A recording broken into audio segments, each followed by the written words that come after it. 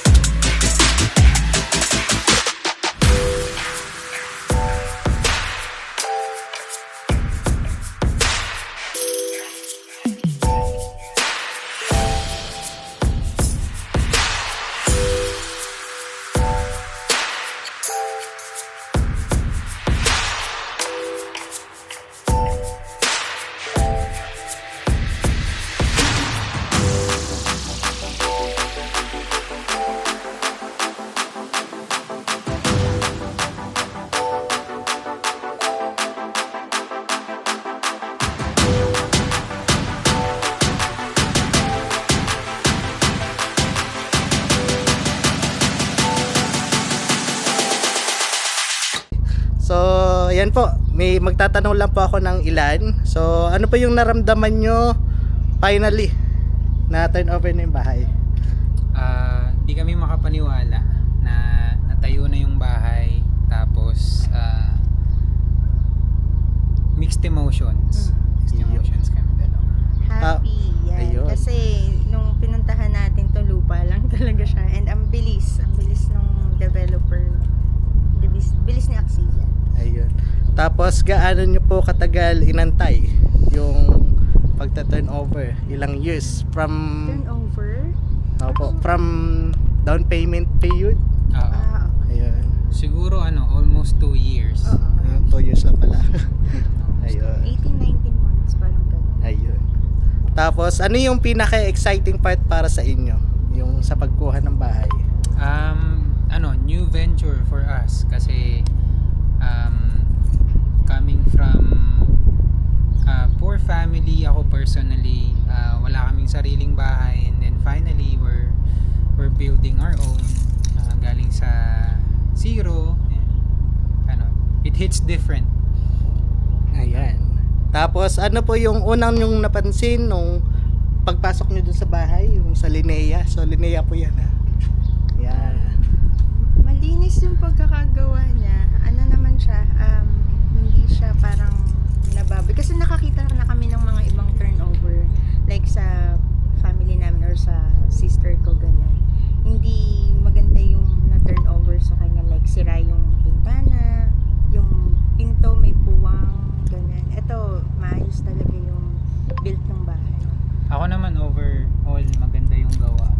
Syempre, pag mga housing program, may mga part talaga na tinitipid, pero ano naman siya, pwede naman siyang i-consider. Ayun. Tapos, satisfied po ba kayo sa overall condition ng bahay ngayon? Oo naman, we're Ayun. happy. Galing lang namin complete kami ng punch list. May mga few parts lang, pero all in all, we're very happy. Ayun. Tapos, may mga parts ba kayo na nagustuhan doon sa bahay? May mga nakita ba kayo na uy, ganito pala to yung turnover dito? Ako nagustuhan ko yung sa gamit dun sa CR. Oo nga, Yung nagulat din ako branded doon. pala yung libabo tsaka yung kubeta. So Tsaka very may shower na siya kagad na libre. Kasama. Yes. Ayun. Up and down. Tapos po sa turnover process, kamusta naman po yung naging turnover po sa inyo? Smooth po ba? Paano po ba? Ano siya, smooth lang. Kasi well communicated sila sa email.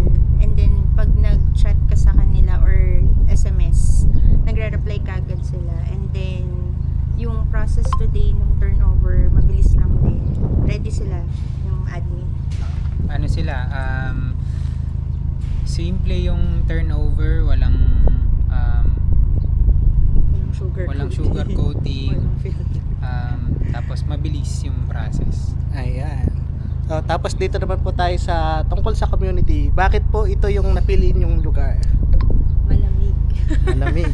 May Ayan. naghahanap kasi kami ng probinsya vibe. Ayan. And then naghanap kami thanks to Jonil. Ni-refer kami dito, and then it felt just like it's a home for us to stay for a very long time. So, thank you, Jonil. Ay, thank you po. Ayan. Sa tingin nyo po, good investment po ba yung inyong bahay? Yes. Ayan. 100%. Ayun, tapos sa agent naman tayo. Kamusta po ang naging experience ninyo sa agent nyo? Ayan, sa akin po. Very helpful. Always, ano man tawag doon, yung parang always on the go. Pag meron kaming questions, tawag agad, tapos explain. Yung lahat nung questions na hindi rin natin alam kagad, talagang nag-extra mile siya to ask other agents or yung mismo yung office. Ayun. Ano to?